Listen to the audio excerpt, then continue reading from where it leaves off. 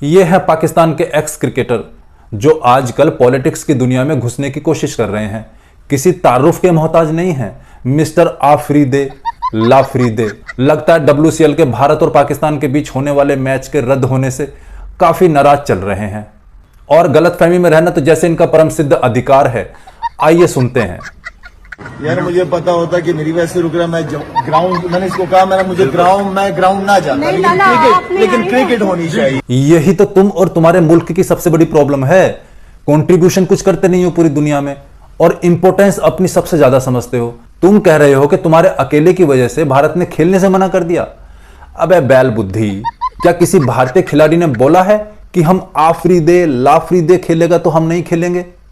लेकिन तुम्हें तो वही सोशल मीडिया से या तुम्हारे लोगों से सुनने को मिल गया होगा कि अफरीदी के खेलने की वजह से भारतीय खिलाड़ी घबरा गए हैं, है ना?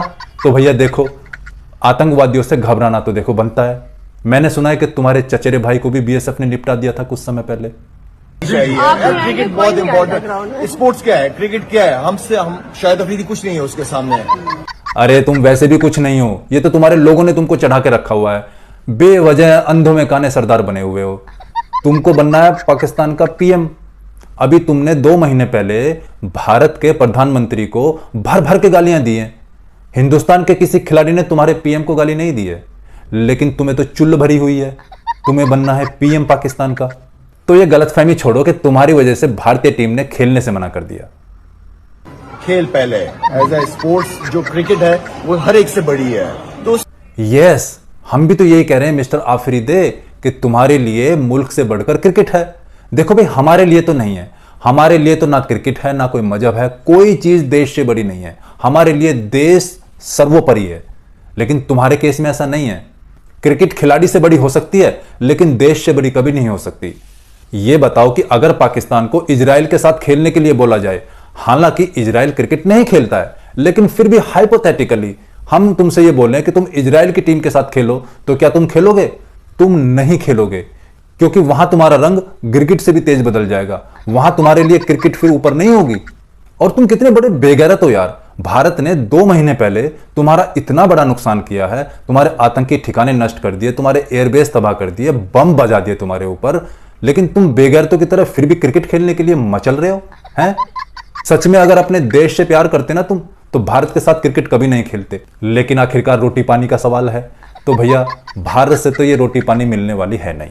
भारत ने अब पागलों के सामने रोटी फेंकना बंद कर दिया है। सियासत लेके आना या एक आदमी का कहना कि मैंने नहीं खेलना पाकिस्तान के खिलाफ, तो अपना खेलो ना, बैठो ना यार। वो भाई अपना ही खेल रहे हैं।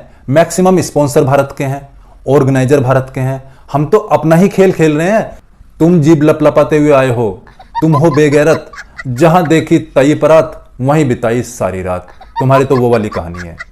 लेकिन मिस्टर आफरीदे, यार कुछ भी कहो, मेरे दिल में तुम्हारे लिए बहुत हमदर्दी है, क्योंकि जिस पॉलिटिक्स के गलियारे में तुम घुस चुके हो ना, वहां यार तुम किसी के काम आने वाले हो। देखो, तुम्हारे बड़े पॉलिटिक्स में आए, PM भी बने और फिर आजकल जेल में हैं, और मैंने सुना है कि अच्छे से बैठ भी नहीं पा रहे हैं। मुझे नहीं पता जेल में किस किस के काम आ गए हैं। वो भी हैंडसम थे, तुम भी हैंडसम हो। वो भी क्रिकेटर थे, तुम भी क्रिकेटर हो। वो भी बहुत बोलते थे, तुम भी बहुत बोलते हो। तो देखो, भारत वालों को तो तुम्हारी कोई परवाह है नहीं, लेकिन पाकिस्तानी मुस्टंडे तेल लगाए बैठे हैं। एक हैंडसम का तो स्वाद वो ले चुके हैं और अब वो तुम्हारा इंतजार कर रहे हैं। तुम कहां यहां क्रिकेट खेलने में लगे हुए हो? जाओ, किसी के काम आ जाओ। वैसे भी मैंने सुना है कि पॉलिटिक्स में जन सेवा करनी पड़ती है, लोगों की सेवा करनी पड़ती है।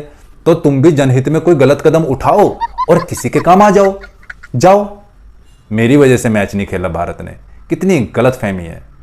जाओ, कुछ और ढूंढ के लाओ।